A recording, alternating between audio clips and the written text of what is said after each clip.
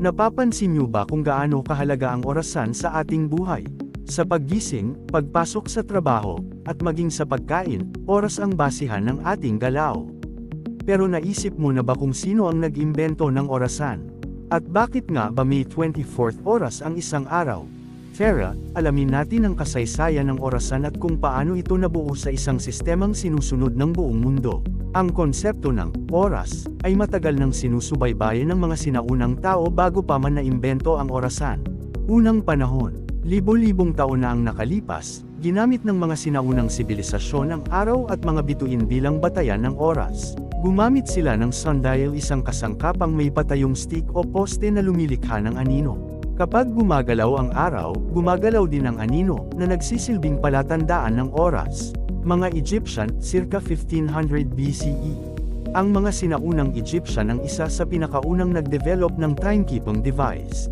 Nakaimbento sila ng water clocks na tinatawag na clepsydra, kung saan ang tubig ay dahan-dahang dumadaloy mula sa isang sisidlan patungo sa isa pa. Ang daloy ng tubig ay ginamit upang masukat ang paglipas ng panahon.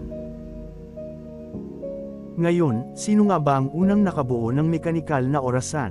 China Han Dynasty, 2nd century BCE.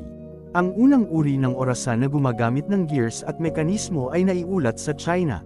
Si Xing, isang Buddhist monk noong 8th century, ay gumawa ng isang astronomical clock.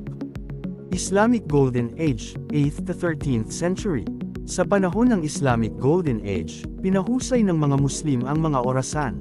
Si Al-Jazari, isang Muslim engineer noong 1206, ay gumawa ng isang highly advanced water-powered clock na may gears, weights, at moving figures.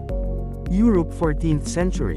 Ang unang tunay na mekanikal na orasan ay lumitaw sa Europa sa paligid ng 1300s, partikular sa mga simbahan. Ang layunin, tukuyin ang oras ng panalangin. Hindi ito wristwatch kundi malalaking orasan na inilalagay sa mga kampanaryo, bell towers. Ang orasan ay hindi ito gawa ng isang tao lang, kundi evolusyon ng maraming imbentor at kultura sa daan-daang taon. Pero teka, bakit nga ba 24 ang oras sa isang araw?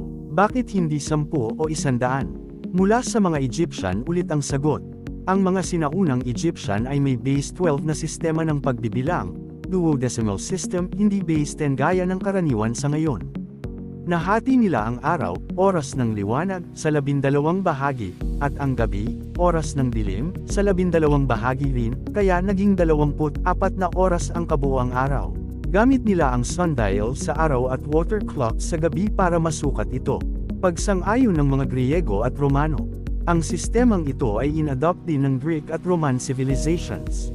At dahil sila ang naging pundasyon ng modernong Western civilization, dinala nila ito hanggang sa panahon ng Renaissance at Industrial Age. Ang modernong wristwatch at wall clock ay resulta ng patuloy na pag-unlad. 17th century pendulum clock. Naimbento ni Christian Huygens noong 1656. Ang pendulum clock mas accurate ito kaysa sa mga naunang mechanical clocks. 18th century pocket watches. Nagkaroon ng portable timekeeping, gaya ng pocket watches. Ginamit ito ng mga hari, negosyante, at mandaragat. 20th century quartz at atomic clocks. Dumating ang quartz clock noong 1927 na mas accurate. Sumunod ang atomic clock, ito na ang pinaka-accurate na orasan, ginagamit sa GPS at science. Ang orasan ay hindi lang imbensyon, kundi isang simbolo ng pag-unlad ng tao. Mula sa anino ng araw, pag-agos ng tubig, hanggang sa atomic precision, ang pagkakaimbento ng orasan ay bunga ng libo-libong taon ng katalinuhan at pangangailangan. At bakit 24 na oras? Dahil ito ang sistemang ipinasa mula sa sinaunang sibilisasyon na ginamit sa libo-libong taon, at naging pamantayan ng mundo. Ngayon alam mo na kung bakit may 24th oras sa isang araw at kung paano nabuo ang orasan. Isang paalala na bawat segundo ay mahalaga. Kaya gamitin mo ito sa tama.